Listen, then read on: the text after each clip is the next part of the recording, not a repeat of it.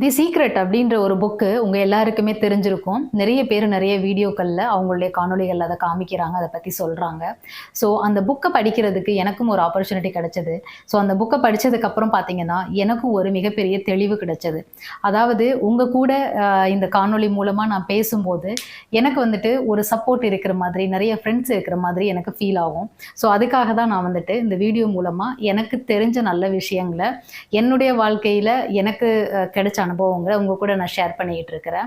So அந்த மாதிரி இருக்கும்போது தி சீக்ரெட் புக்கில் என்ன சொல்கிறாங்க அப்படின்னா, எல்லாமே எண்ணங்கள், உங்களுடைய எண்ணங்கள் பொருட்களாக பரிணமிக்கும் அப்படின்னு ஒரு வார்த்தை அதில் சொல்கிறாங்க. அதாவது நம்மளுடைய எண்ணங்கள் சுத்தமாக இருந்ததுன்னா நம்மளுக்கு என்ன வேணும் அப்படின்றத பற்றி மட்டும் அது நினச்சோம் அப்படின்னா அந்த எண்ணங்களே நம்மளுக்கு பொருட்களாக ஆகும். நம்மளுக்கு அதாவது ஒரு நல்ல வாழ்க்கை அமையணும்னா, அழகான நபரோட, ஒரு அன்பான நபரோட வாழ்க்கை அமையணும்னா வாழ்க்கை அமையும். நீங்கள் ஒரு மிகப்பெரிய கோடீஸ்வரர் ஆகணும் அப்படின்னா நீங்கள் கோடீஸ்வரர் ஆகலாம். இல்லை உங்களுடைய வாழ்க்கையில் என்ன ஆசைகள் இருந்தாலும் சரி, எந்த விதமான சவால்கள் இருந்தாலும் சரி, அது எல்லாத்தையும் உங்கள் மைண்டுன்ற ஒன்றால் வந்துட்டு சரி பண்ணி நீங்கள் கொண்டு வர முடியும். ஸோ அந்த சீக்ரெட் புக் சொல்கிற விஷயம் இதை தான். உங்களுடைய எண்ணங்கள் தான் உங்களுடைய வாழ்க்கை.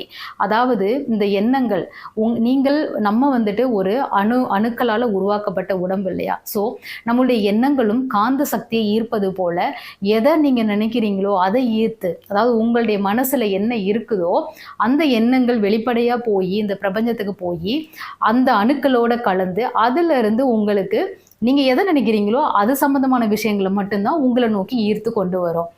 ஒரு எக்ஸாம்பிளுக்கு சொல்லணும் அப்படின்னா, நீங்கள் எப்பயுமே வந்துட்டு மனசில் கவலைகளையும் விரக்தியையும் நெகட்டிவான எண்ணங்களையுமே நீங்கள் வந்துட்டு நினச்சி அதை நீங்கள் அந்த காந்த அதிர்வுகளாக, சயின்டிஃபிக்காக சொல்கிறேன், காந்த அதிர்வுகளாக நீங்கள் வெளியிடும்போது அது இந்த பிரபஞ்சத்தில், அதாவது இந்த பூமியில், இந்த உலகத்தில் இருக்கிற அந்த அணுக்களோட கலந்து அது சம்பந்தமான அந்த நெகட்டிவான விஷயங்களை மட்டுமே உலகத்திலேருந்து ஈர்த்து கொண்டு வரும். ஏன் அப்படின்னா அந்த உலகத்தில் பாசிட்டிவான விஷயங்களும் இருக்குது, நெகட்டிவான விஷயங்களும் இருக்குது இல்லையா?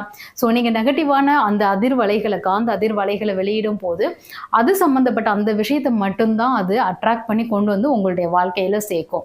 ஸோ நான் அதை யோசிக்கும் போது இத்தனை வருஷ காலம் என்னுடைய சிந்தனையினால என்னுடைய வாழ்க்கையை நான் எவ்வளோ வேஸ்ட் பண்ணியிருக்கேன், எவ்வளோ கஷ்டங்களை எனக்கு நானே கொண்டு வந்திருக்கேன் அப்படின்றத உண்மையிலுமே நான் அதை உணர்ந்தேன். அதை நான் ரெக்ரெட் பண்ணுறதுக்கு பதிலாக அதுலேருந்து நான் இப்போ கற்றுட்ருக்கேன். ஸோ இனிமே நான் வந்துட்டு என்னுடைய சிந்தனைகள் ஒவ்வொன்றுத்துலேயும் ரொம்ப கான்ஷியஸாக இருக்கணும். என்னுடைய ஆள் மனசுலேருந்து வர சிந்தனைகளாக இருக்கட்டும், இல்லை அந்த உணர்வுகளாக இருக்கட்டும், அது ரொம்ப பாசிட்டிவான விஷயங்களாக இருக்கணும் அப்படின்னு நான் முடிவு பண்ணியிருக்கேன். அநேகமாக இந்த பதிவு உங்களுக்கும் பிடிச்சிருக்கும்னு நினைக்கிறேன். நீங்கள் ஒரு வாட்டி ட்ரை பண்ணி பாருங்களேன், உங்கள் வாழ்க்கையும் சந்தோஷமாகும். தேங்க்ஸ் ஃபார் வாட்சிங்.